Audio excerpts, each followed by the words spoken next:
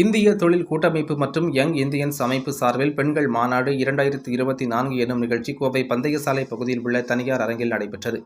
இதில் பல்வேறு துறையில் சாதனை படைத்த பெண்கள் கலந்து கொண்டனர். கோவையில் இந்திய தொழில் கூட்டமைப்பு மற்றும் யங் இந்தியன்ஸ் கோயம்புத்தூர் அத்தியாயம் ஆகியவை இணைந்து தி உமன் கான்க்ளேவ் எனும் 2024 ஆண்டுக்கான பெண்கள் மாநாட்டின் முதல் பதிப்பை கோவை பந்தயசாலை பகுதியில் உள்ள தனியார் உணவக அரங்கில் நடத்தியது.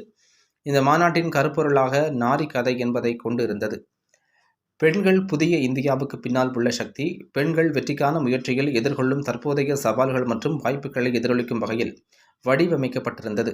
13 பல்வேறு துறைகளைச் சேர்ந்த புகழ்பெற்ற பேச்சாளர்கள் தங்களுக்கு ஒரு முக்கிய இடத்தை உருவாக்கி கொண்டவர்கள் மற்றும் சமூகத்தில் வெற்றியை அடைவதற்கான தடைகளை தந்தி முன்னேறியவர்கள் ஆகியோர் தாண்டி தாங்கள் கடந்து வந்த பாதைகளை இம்மாநாட்டின் வாயிலாக பகிர்ந்து கொண்டனர்.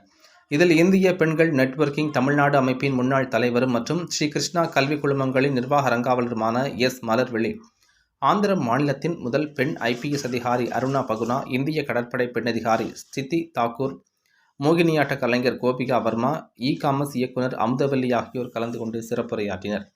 இந்த மாநாட்டின் வாயிலாக கல்வி, வணிகம், அரசியல், ஸ்டார்ட் அப், கலை, சட்டம், ஊடகம் மற்றும் நிதித்துறைகளில் பெண்களின் தலைமைத்துவத்தின் நுணுக்கமான அம்சங்கள் குறித்து விவாதிக்கப்பட்டது. இந்த நிகழ்ச்சியினை CII கோயம்புத்தூர் அமைப்பின் தலைவர் G. ராதாகிருஷ்ணன் வரவேற்புரையாற்றினார். யங் இந்தியன்ஸ் அமைப்பின் கோயம்புத்தூர் தலைவர் விஷ்ணு பிரபாகர் மாநாட்டின் தலைப்பு குறித்து சிறப்புரை ஆற்றினார் என்பது குறிப்பிடத்தக்கது.